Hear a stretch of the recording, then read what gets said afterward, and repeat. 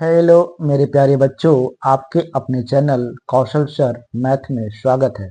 आज के इस महत्वपूर्ण वीडियो में हम लोग क्लास 10th का एक्सरसाइज 6.3 का क्वेश्चन नंबर 2 को पढ़ने वाले हैं। ये क्वेश्चन नंबर एग्जाम के पॉइंट ऑफ व्यू से बहुत ही इम्पोर्टेंट सवाल है। तो आइए, आपका आकृति 7.35, ये आपका आकृति यहाँ पर दिया गया है और इस आकृति में आपको बोला गया है, प्रश्न में दिया गया है, त्रिभुज ओ ओ डी सी और त्रिभुज ओ ए बी समरूप है। ये आपका क्वेश्चन में दिया गया है।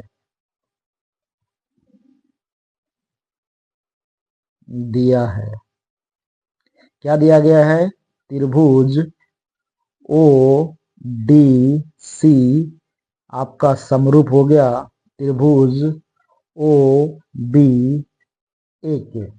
इसके बाद इसमें आपका एंगल बी ओ सी, यहाँ आप देख सकते हैं एंगल बी ओ सी का मान दिया गया 125 डिग्री के बराबर।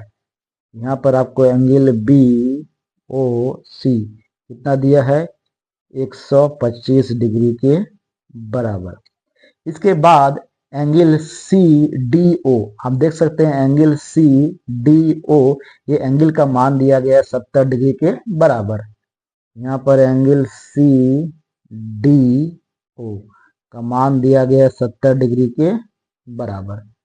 तो आपको इसमें निकालना है एंगल डी ओ सी, एंगल निकालना है डी ओ सी। आपको ये वाला एंगल निकालना है, एंगल निकालना है D O C equal to what. इसके बाद एंगल निकालना है डी सी ओ, आपको फिर ये वाला एंगल निकालना है, एंगल निकालना है D C O equal to what. फिर आपको निकालना है angle O A B equal to what. इतना सारा आपको निकालना है।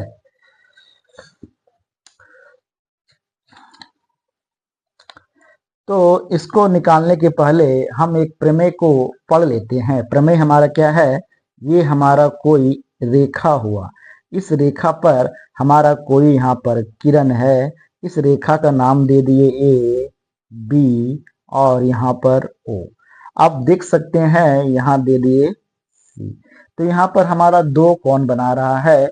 ये हमारा एक कोण हुआ कोण 1 और एक कोण हुआ कोण 2। यहाँ पर दो कोण बन रहा है, कोण 1 कोण 2। ये जो कोण 1 कोण 2 के योगफल हमारा 180 डिग्री के बराबर होगा। मतलब कोण 1 प्लस कोण 2 बराबर हो गया 180 डिग्री के बराबर। ऐसा इसलिए होता है, ये हमारा रैखिक युग्म से हुआ।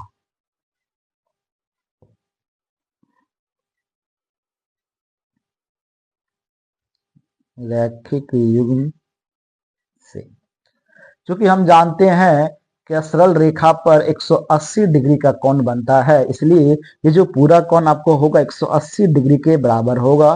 तो यहाँ पर कोण 1 और कोण 2 दोनों कोण को जोड़ने के बाद हमारा 180 डिग्री के बराबर हो गया। इस कॉन्सेप्ट को हम इसमें यूज करने वाले हैं।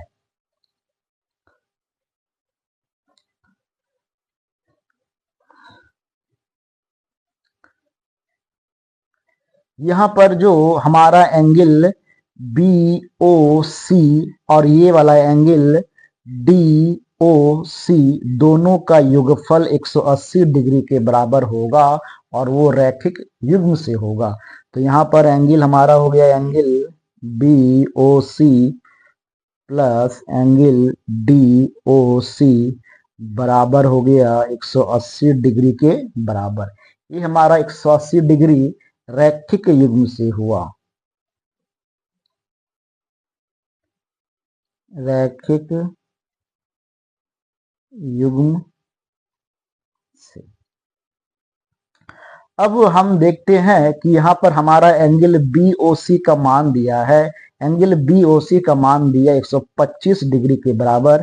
तो यहाँ बैठा दीजिए, यहाँ हो गया 125 degree plus angle D O C बराबर 180 डिग्री। तो यहाँ पर एंगल डी ओ सी बराबर हो जाएगा 180 डिग्री माइनस 180 25 डिग्री। तो 180 डिग्री माइनस 125 डिग्री दोनों घट के हमारा हो जाएगा 55 डिग्री के बराबर। तो एंगल डी ओ सी आपका हो गया 55 डिग्री। तो यहाँ पर हमारा एंगल, ये वाला एंगल हो गया 55 डिग्री, ये हमारा हो गया 55 डिग्री के बराबर। अब हमको यहाँ से हमारा DOC का मान निकल गया 55 डिग्री के बराबर।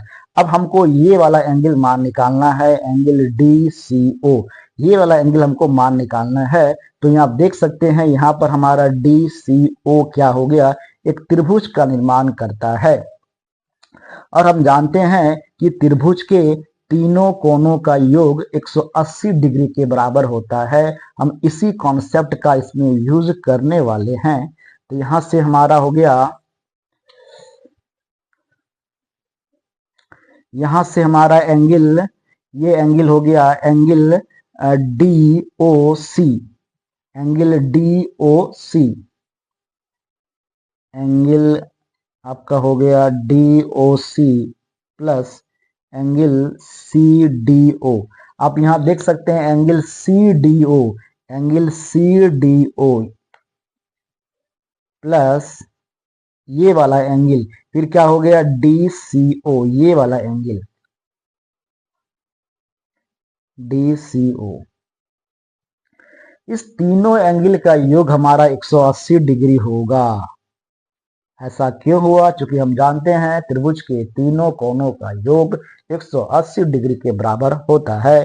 तो यहाँ पर हम एंगल DOC का मान निकाल चुके हैं 55 डिग्री, यहाँ बैठा दिए 55 डिग्री प्लस एंगल CDO। तो एंगल CDO का मान हमारा दिया गया है 70 डिग्री, यहाँ बैठा दिए 70 डिग्री।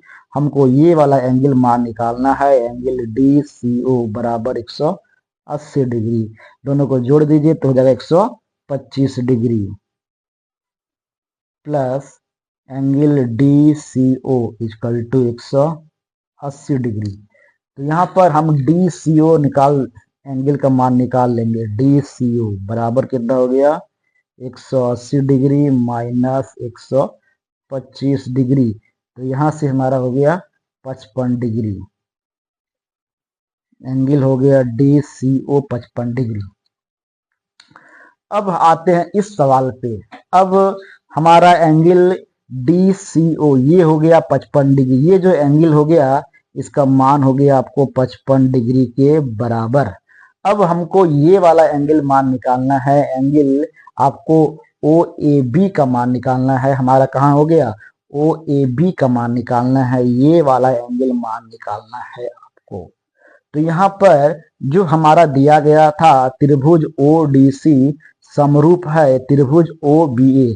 जब दो त्रिभुज समरूप है तो यहाँ पर हमारा संगत कोण भी आपस में क्या होगा, बराबर होगा। तो O कोण इस O कोण के बराबर हो गया, इस D कोण B कोण के बराबर होगा। यहाँ पर D एंगल का मान दिया गया 70 डिग्री, तो इसका भी मान हो जाएगा 70 डिग्री के बराबर। ऐसा क्यों हुआ? क्योंकि हमारा त्रिभुज ODC समरूप है त्रिभुज OBA के। अब हमको मान निकालना है एंगल OAB, और ये जो एंगल C होगा हमारा A के बराबर होगा। ये जो एंगल C हमारा 55 डिग्री है, तो इस एंगल का मान हो गया 55 डिग्री। 55 डिग्री कैसे हुआ? क्योंकि यहाँ पर ODC समरूप है OBA, इसलिए C कोण A के बराबर हुआ, C का संगत कोण A के बराबर हुआ, इसलिए यहाँ पर हमारा हो गया एंगल, यहाँ पर हो गया हमारा, इसलिए एंगल OAB का मान हो गया हमारा 55 डिग्री। ये 55 डिग्री हमारा कैसे हुआ? क्योंकि यहाँ पर हमारा ODC समरूप है त्रिभुज OBA का। जब समरूप है तो इस C का संगत कोण A के बराबर हुआ, और यहाँ पर हमारा जो C का मान था वो 55 डिग्री के बराबर था, तो ये वाला कोण इसके बराबर हो गया। तो ये हमारा आंसर है। यदि आपको वीडियो अच्छा लगे तो मेरे चैनल को सब्सक्राइब कर दीजिएगा और बेल आइकन प्रेस करके कर दीजिएगा, ताकि इसी तरह का इंफॉर्मेटिव वीडियो का नोटिफिकेशन आपको हमेशा मिलती रहे। धन्यवाद।